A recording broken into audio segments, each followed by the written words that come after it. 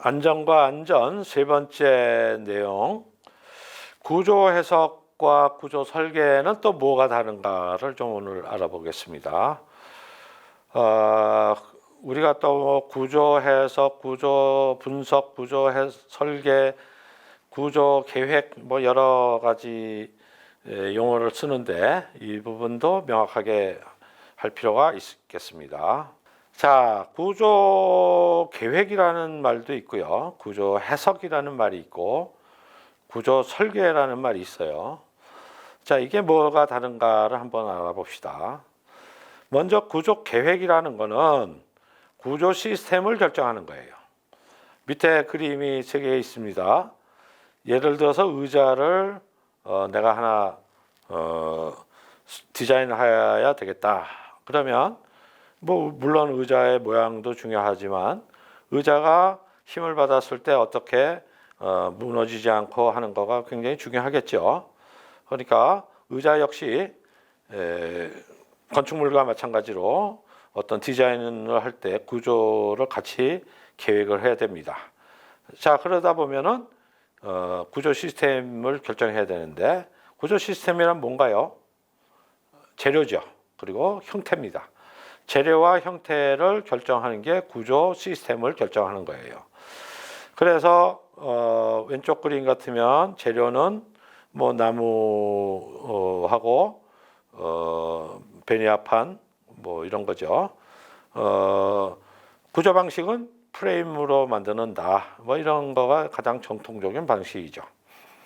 가운데 같은 경우는 다리 부분은 스틸 파이프로 만든다. 반면에 안전판이나 등판 같은 경우는 나무 판넬을 열가공해서 저런 식으로 일체형으로 만들겠다. 뭐 저렇게 할 수도 있는 거죠. 그러면 저 나무판하고 철 파이프가 구조 시스템이 되는 겁니다. 뭐 오른쪽 같은 경우는 플라스틱으로 하는데 하나의 형틀에 넣어서 그냥 찍어내겠다. 자, 그러면은 이제 뭐 재료는 플라스틱, 구조 방식은 모노코크 방식이다. 이렇게 되는 겁니다. 자, 이런 식으로 구조 계획이 이루어지면 그 다음으로 하는 것이 구조 해석이고 그 다음으로 하는 게 구조 디자인이에요. 그래서 구조 해석은 뭐냐? 이렇게 구조 계획이 나왔을 때 이 각각의 나무면 나무, 철파이프면 철파이프, 저게 구체적으로 얼마나 힘을 받느냐가 알아야 되겠죠. 그렇죠. 힘을 얼마나 받느냐 이게 나오면 그걸 받을 수 있는 철파이프의 굵기나 나무 기둥의 굵기가 나오겠죠. 이걸 결정하는 게 구조 설계입니다. 그래서 이렇게 3가지의 단계로 구조가 이루어진다. 이렇게 보면 됩니다. 그래서 구조 해석이라는 거는 뭐냐? 구조의 변형을 통해서 구조 부재에 어떤 내부의 힘이 생기느냐를 알아보는 과정이 구조 해석입니다. 공식이 뭐 있습니다만은 이거는 전부 앞에서 배운 F는 KX의 변형이에요.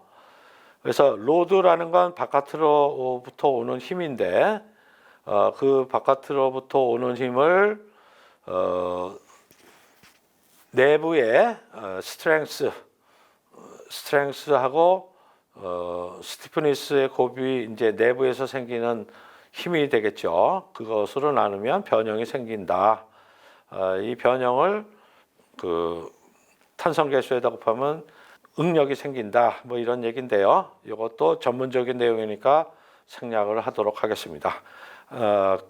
쉽게 얘기하자면 외부로부터 오는 로드 하중을 가지고 부재 내의 변형을 구해서 그걸 가지고 부재 내의 응력을 구한다. 이런 얘기입니다. 제 몸을 가지고 설명을 드리면 제가 무슨 물건을 이렇게 들었다고 칩시다. 이거 외부에서 물건의 무게는 외력이죠. 외력에 의해서 내 팔에서 어떤 힘이 생기겠죠. 요거를 알아보는 것이 내력입니다. 외부의 무게는 알죠. 우리가 뭐 이게 10톤짜리 무게면 저울 달아보면 아니까 이 10톤에 의해서 이 팔에는 어느 정도의 힘이 생기나를 알아보는 것이 구조 해석입니다. 자, 이렇게 해서 구조 해석을 알아서 이 팔에 어느 정도의 힘이 생깁니다. 뭐 20톤의 힘이 생겼어요 라고 한다면 그 불의 내력을 가지고 여기를 얼마만큼 두께를 가지는 것을 설계를 해야 될까? 이거를 이제 설계하는 것이 이제 구조 설계예요. 그것은 이제 밑에 그림에서 보시면 맨 왼쪽 그림에 주어진 강도, 강성, 하중이라는 게 있습니다. 이건 뭐냐면 구조체를 계획한다고 했죠. 구조체를 계획하면 기본적으로 이런 것들이 가정치로 나오지 않겠습니까? 주어진 미리 구조계획에서 그림이 나올 테니까 그걸로 재료가 나오니까 강도가 나올 거고 스케치에서 강성이 대강 계산이 될 거고 거기에 사람 무게가 의자에 올라탄다 그러면 하중이 계산이 되겠죠. 이걸 갖고 이제 컴퓨터 프로그램에다 넣으면 가운데 그림 같은 표가 나옵니다. 그러면 저 각각의 부재에 모멘트가 얼마 생겼다, 뭐 압축력이 얼마 생겼다 이런 수치가 쭉 나와요. 이게 구조 해석입니다. 자, 그러면 그걸 가지고 저쪽에 부재는 H형강 얼마짜리를 써야 되겠다. 두께는 얼마짜리를 써야 되겠네. 콘크리트 기둥 같으면 500 바이 500으로 해야 되겠네. 철근은 몇 개 넣어야 되겠네. 이렇게 계산이 나오겠죠. 이 과정을 우리가 부재 설계다, 구조 설계다 이렇게 얘기한다는 겁니다. 이렇게 해서 구조 설계 해석 계획 이 과정을 설명드렸습니다. 이해를 잘 했었겠죠. 자, 그러면 이거를 역사적 과정에서 조금 더 아주 의미 있게 살펴보시죠. 12세기서부터 시작된 고딕성당은 보통 평균적으로 하나 짓는데 25년이 걸립니다. 반면에 이거보다 몇 배 높은 에펠탑은 25개월밖에 안 걸렸어요. 어떻게 이게 가능했을까요? 이게 결국 뭐냐면 미리 종이 위에서 이 건물을 분석하고 설계해 봤느냐 아니면 현장에서 직접 지어보면서 설계하느냐의 차이입니다. 자, 고딕성당은 저런 식으로 거푸집을 짓고 돌을 쌓고 돌을 다 쌓으면 안에 있는 나무 거푸집을 이렇게 빼죠. 그 순간에 이 구조체가 성공했는지 안 했는지가 결정이 됩니다. 이런 것 때문에 만약에 저 쌓았던 돌이 너무 두껍거나 그러면 자기 무게 때문에 무너질 거고 너무 얇으면은 약해서 무너질 거고 그러면 어떻게 해요? 다시 쌓아야죠. 다시 쌓아가지고 또 한 번 해봐야 되는 겁니다. 자, 이렇게 하는 방법을 우리가 트라이얼 앤 에러 시행착오 방식이라 그래요. 그러니까 계속 해봐야 되는 거죠. 저 두께를 알 수가 없으니까 미리. 그러니까 25년 걸립니다. 자, 반면에 1889년에 지어진 에펠탑은 단숨에 25개월 만에 저 높은 걸 다 지었어요. 왜냐? 각각의 부재가 미리 다 치수가 설계돼서 공장에서 제작돼서 현장에서는 조립만 하면 됐기 때문에 저렇게 빨리 된 거죠. 이게 비결이 뭐냐? 결국 구조 해석, 구조 설계가 미리 됐기 때문에 가능했거든. 현장에 없어서 가능한 거다. 그러니까 결국 고딕성당의 25년과 에펠탑의 25개월의 차이는 구조 해석, 구조 설계가 할 수 있었냐 없었냐에 결정됐던 것이죠. 자, 그러면 이게 언제부터 됐느냐도 궁금하죠. 아주 최근에 구조 해석, 구조 설계가 가능해졌다라는 걸 여러분들이 알 필요가 있습니다. 뭐 고딕성당 때부터 피라미드 때부터 이거 전혀 아니고요.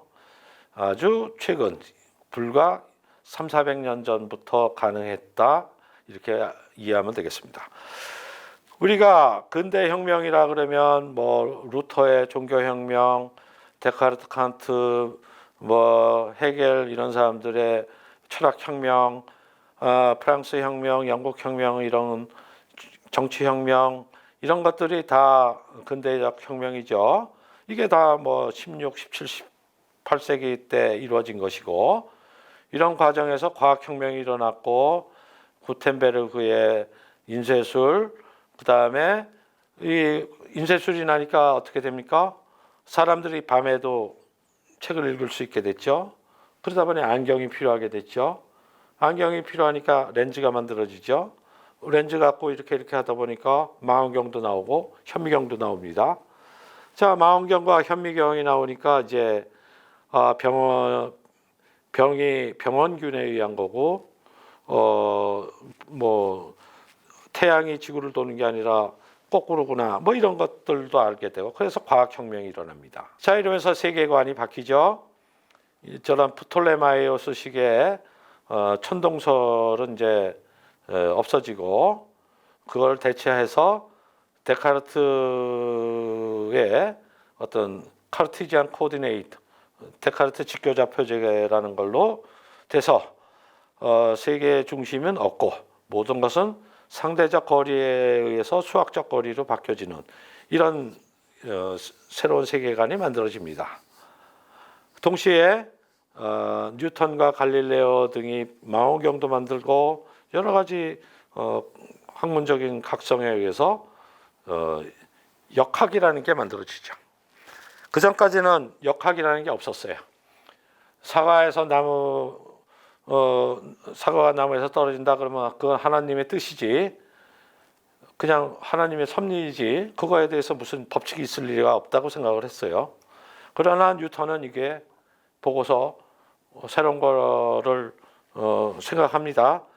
사과가 나무에서 떨어지는 것이 혹시 사과와 지구가 끌어당기는 어떤 힘이 존재하는 것은 아닐까? 그렇다면 그 힘이라고 하는 건 태양하고 지구하고에도 적용되는 것이 아닐까? 이 우주 만물에 다 적용하는 것이 아닐까? 그렇다면 그건 수학화될 수 있는 것이 아닐까? 뭐 이렇게 하는 거죠. 자, 이런 두 위대한 과학자들에 의해서 근대 수학이 나오고 그게 밑에 있는 공식들입니다. 그 전까지는 모든 운동이라는 건 그냥 운동이었지만 이것이 수학적 법칙과 물리학 법칙으로 바뀌어지죠.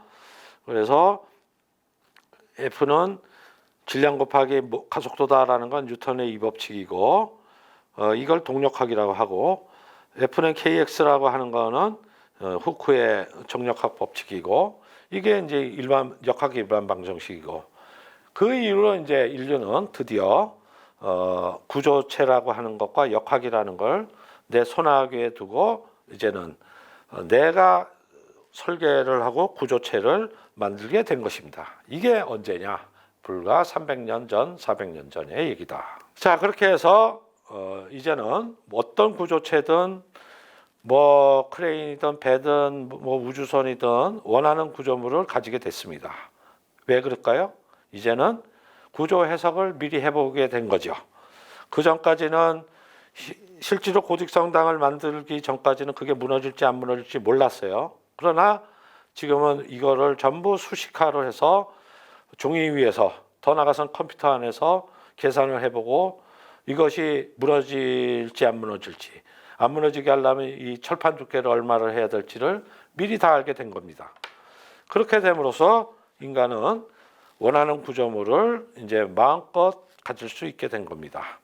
그런데 그 시간은 물리 전체 건축물 역사에 비하면 아주 최근 11시 한 50분경에나 돼서 가능한 것이다 라고 볼 수가 있습니다. 그래서 구조 해석과 구조 설계 우리는 지금 그것을 아주 당연하게 생각하고 있지만 인류의 건축 역사를 볼 때 이렇게 된 것은 불과 최근의 일이었다는 것을 또한 알 필요가 있습니다.